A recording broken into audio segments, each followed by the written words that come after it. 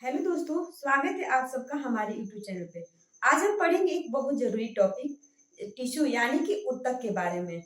इसमें हम जानेंगे कि हमारे शरीर में पाए जाने वाले ऊतक कौन कौन से हैं और इनका हमारे शरीर में क्या काम होता है। तो चलिए शुरू करते हैं बिना देरी किए। टिश्यू यानी कि जब बहुत सारी समान कोशिकाएं मिलकर एक जैसा काम करती हैं तो हम उन्हें ऊतक कहते हैं यानी कि टिश्यू कहते हैं। Tissue is a group of cell और टिश्यू टिश्यू की स्टडी को हम हिस्टोलॉजी कहते हैं। टिश्यू का जिस ब्रांच में हम स्टडी करते हैं उसे हिस्टोलॉजी कहते हैं।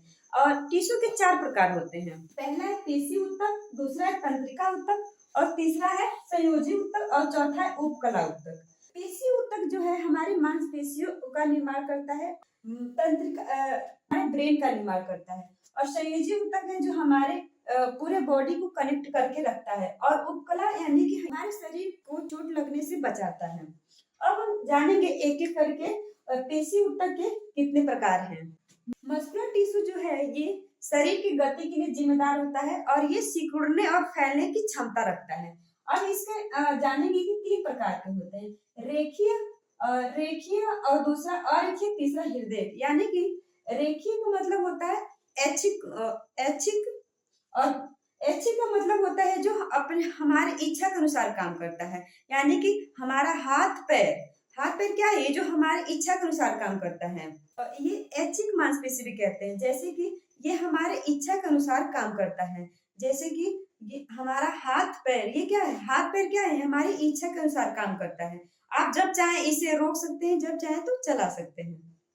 इसे हम वॉलंटरी भी कहते हैं।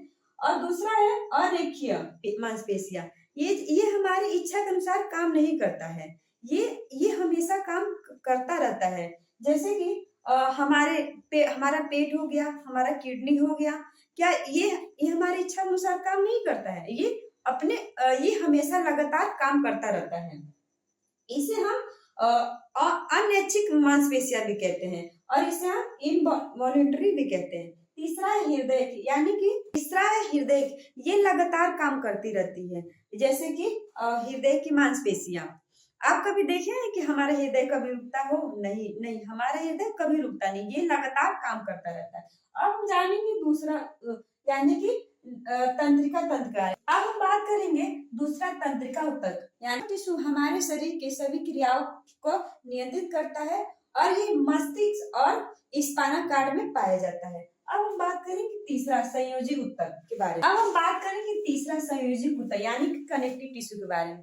कनेक्टिव टिश्यू जो है हमारे शरीर के अलग अलग अंगों को जोड़ता है और सहारा देता है।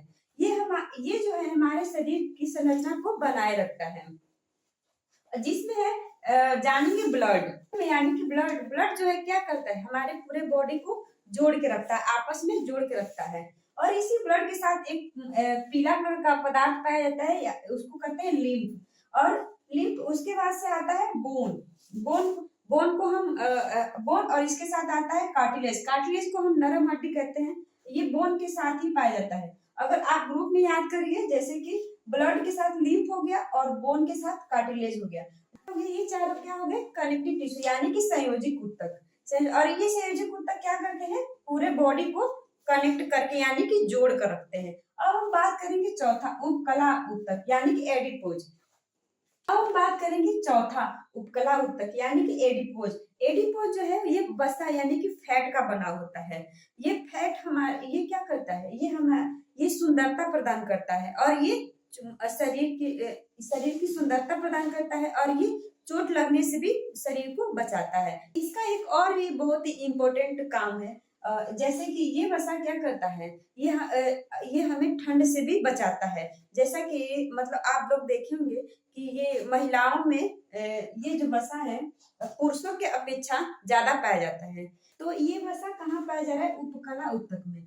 आप लोग देखे होंगे कि ऊँट का जो कुबड़ होता है, लोग कहते हैं कि वो पानी भरा होता है। ऊँट का जो कुबड़ होता है उसमें पानी भरा होता है, वो पानी नहीं भरा होता है। वो क्या है, वो ऊँट का जो कुबड़ है वो क्या है, फैट से भरा होता है यानी कि वसा से भरा होता है। फिर आप लोग देखेंगे कि जो आदमी के पेट जो निकला रहता है, तो उसमें ऐसा थोड़ी है कि खाना भरा हुआ है, खाना नहीं भरा, उसमें क्या है, वो पूरा फैट यानी कि वसा से भरा हुआ है। जिसके कारण वो बाहर निकला रहता है। अब हम बात चौथा है एडिपोज ऊतक। जैसे कि आप लोग झुर्रियां, चौथा क्या है झुर्रियां। जैसे कि आप लोग देखे होंगे बुढ़ापे में बुढ़ापे में क्या होता है, स्किन पे झुर्रियां पड़ जाती हैं। झुर्रियां इसलिए पड़ती हैं कि जो हमारा ये स्किन है, इसके नीचे उपकला ऊतक पाया जाता है, या उपकला ऊतक आप लोग देखे होंगे जब बुढ़ापा आता है तो हमारे शरीर पे क्या होता है, झुर्रियां आ जाती है। हमारे शरीर पे क्या आती है, झुर्रियां आ जाती है।